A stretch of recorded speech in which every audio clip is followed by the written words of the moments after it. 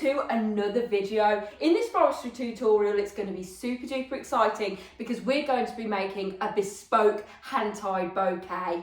Now, my customer has asked me to make a bouquet including orchids with a sort of purple theme, so I've got all my flowers and foliages to match that. So what we've got is 7 stems of eucalyptus, 7 stems of purple roses, 5 stems of purple delphinium. I've got 2 gorgeous purple tone Cymbidium orchids and 3 stems of palm leaves. Now the palm leaves work so well together with the orchids because the orchids are more of a tropical flower, especially the Cymbidium ones. They grow in the hotter countries. So I just thought that we'll go with a sort of tropical vibe and add the purples in as well, and then put accents of eucalyptus, which will work together amazingly. So first of all, what I'm going to do is just grab my scissors and take my orchids out of their packet, like so. You've got to be really, really gentle with these so you don't bruise any of the heads. Now, it is quite hard working with a full orchid stem, and if you didn't really want to work with the full orchid stem, you can just take little units off, and they do have these small like plastic vials with a stem on them, and then you can put that in the bouquet. So sort of like this vial here, and they have like a plastic sort of stem on them, and then you can put units into the vial and then you can put them into the bouquet. But in this instance, my customer did want the full length orchid, so they are quite awkward to sort of work with. So this video is going to be really, really helpful if you do get a bespoke order that includes full stem orchids. So orchids are very expensive. So one of these stems cost me about £9 to buy. So we've got to times that by 3, and we've got to add that into the cost of our bouquet. So if you're working with orchids, you've got to know that your bouquet is going to be a little bit more expensive or less flowers within the budget that your customer's given you. So anyway, I'm going to start off first with one of our orchids. Make sure all the sort of flowers and petals have been conditioned. For example, this one is a little bit damaged, so I'm just going to take that off. That orchid there has died. So it's a shame really, because when you buy these, you buy them with a cost per head. So when you're taking a head off, that's like £2 that goes down the drain. You can complain to your wholesalers, but in this instance, I've got loads on them, so it's absolutely fine. But you do whatever you feel comfortable with. So I'm going to add in my eucalyptus. I'm going to hold the stems right at the bottom so that we can see fully the whole of the stem of the orchid. I just want to protect the orchid with these eucalyptus stems. Make sure that the stems are very long so that they don't sort of not match up to the length of the orchid. So I'm going to add in about 5 stems, and then I'm going to go in with my 3 delphiniums. And as you can see, I am using the spiral technique. So I've got my hand at the bottom, I'm holding the bouquet straight with this hand, and then going in at an angle with this hand and twisting.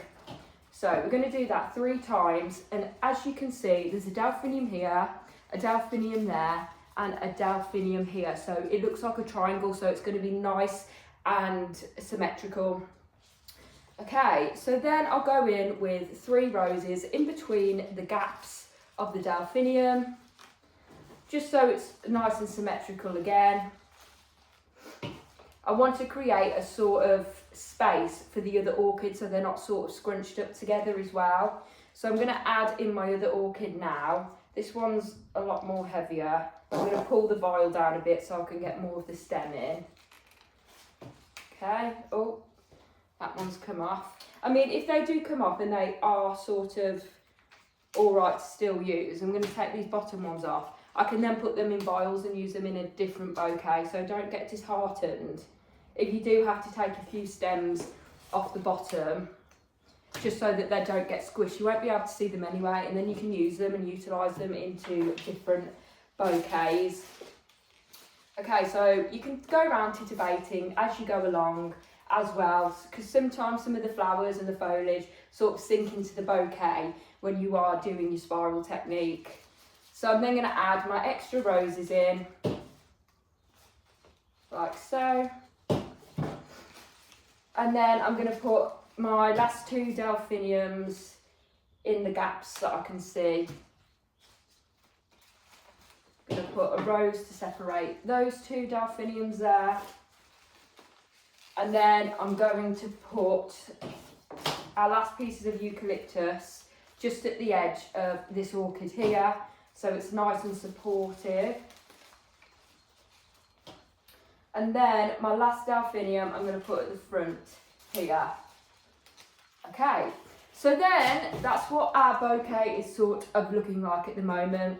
And then I just need to get my 3 stems of palm leaf. I'm going to put one at the side here, one at the side this side, so it matches, so it sort of fans out of that side. And then I'm going to put it on the table and just put one at the back as well. So that just adds a lot more drama to it. Then where our hand is, we need to tie that off with some ribbon, string, twine, sellotape, whatever you've got, to just make sure that that's nice and secure. So I've just got some wired ribbon here. It's APAC wired organza ribbon in purple, so it sort of matches the theme as well, because if the customer wants to take it out the water that we're going to put in, then it isn't like bright yellow and it just stands out. So I'm just going to use a length like this, wrap it around the binding point a couple of times, put it nicely onto the table, making sure none of the stems snap, and then just do a double knot. Nice and tight, but not too tight that it squeezes all the stems together, just so that it's nice and secure. And then just chop off the excess, and then our bouquet isn't going anywhere, okay? Fantastic. I'm just going to cut down the stems a little bit before I wrap, so it's easier. So I'm going to take the vials off the orchids, and then just snip them down to your desired length that you can work with whilst wrapping, because this isn't the final cut yet, it's just to help us be able to work with what we've got. Brilliant, and now let's get on to the wrapping. So I've got my roll of cellophane here. I've got this from my wholesalers in the UK. It's super duper easy to buy. If you're from the US, you can get it from Amazon, or just ask your local wholesalers. I'm pretty sure they will have cellophane. Now I recommend getting frosted cellophane, because it just adds more of a luxury look. Like, for example, I have got like this cellophane here. So it's clear with patterns on. I use this when I'm in desperate need, but I just think it makes it look really old and traditional. So I just stick with the frosted colours. Now, because this is sort of a big bouquet, I'm going to cut out a square of my cellophane. So a perfect square. We usually use rectangles, 3 rectangles, but this is a bigger one, and I want it to look as wow as possible. So I'm going to cut 2 pieces of my cellophane into squares. Just pop that cellophane away, and then all we're going to do is simply fold this upwards at an angle, so then we can see there's 2 peaks in the middle, and then our ends are going to make another peak. And then all we need to do is just cut a semicircle or rectangle out of the middle, like so. Then we're going to rest our bouquet on this. So let me just take that unit off because it's getting a bit squished. Where our binding point is, we're going to lay that on the rectangle that we just made. And then we're going to simply grab our 2 ends and clasp them together here. So nice and evenly clasp them. Then I'm going to get some sellotape. I'm going to get a piece of sellotape and put it at the bottom, and then another piece and put it at the top, so that our peaks are perfectly matched. Okay, so that's how the first layer is looking so far. Then we're going to do exactly the same with this one. I'm going to fold it up at an angle so that there's two peaks, and then those peaks are going to come together at the end. Cut a semicircle or a rectangle out of the middle. Then what we're going to do, where we've sellotaped at the back, we're going to then pop our bouquet onto the cellophane here, again with the binding point resting on our rectangle.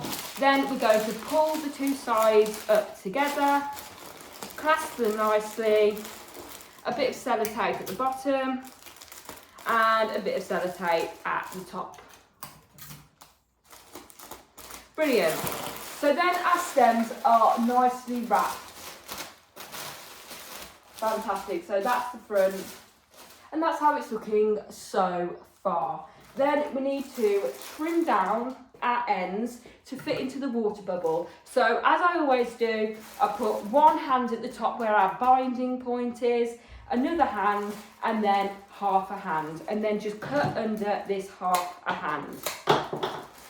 Make sure that you get your hand out the way as you're doing this, because I have seen with my own eyes people chopping bits of their finger off. So do please be very, very careful. Make sure that your stems are all at the 45-degree angle so they can get water. And so if you cut them flat, they'll go flat into the vase, the water won't be able to go up the stems and they'll die. So if you cut them at the 45-degree angle, you will not get any issues. I do recommend as well doing the water bubble, not just giving it as a hand tie, because some people don't really bother with their flowers. They just sort of get them and just put them in water, and they haven't snipped the ends of the stems.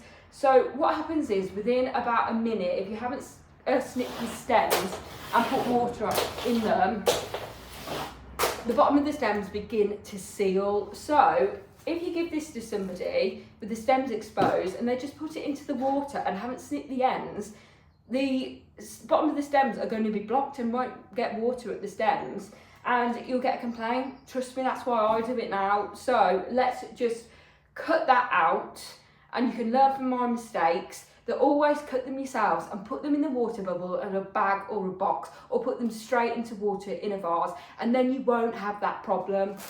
So anyway, let's get on with making the water bubble. So I'm just going to get my cellophane again, and we are going to cut a square out of it one more time. We're going to lay our bouquet at the top here. So where this peak is here, just put your bouquet at an angle, lay it flat, make sure the bottoms of the stems are in the centre of the cellophane. So then we know that our cellophane is going to be nicely pleated and neat around the bouquet once we do that. We're then going to grab the other side, pull it up, grab the bouquet at the binding point. Then these sides, we just basically going to pull them up and pleat and then grab it, pleat and then grab it. And then do that on the other side as well. So grab a little bit, pleat and grab, pleat and grab. Then we just need to secure it at the binding point again. So we're going to get a length of ribbon long enough to fit around all our stems in our cellophane, and then we're going to put out our middle finger where we've grabbed the binding point, just clasp the ribbon in that, turn the bouquet upside down, and then secure like that. Then we're going to put it tightly but not too tight.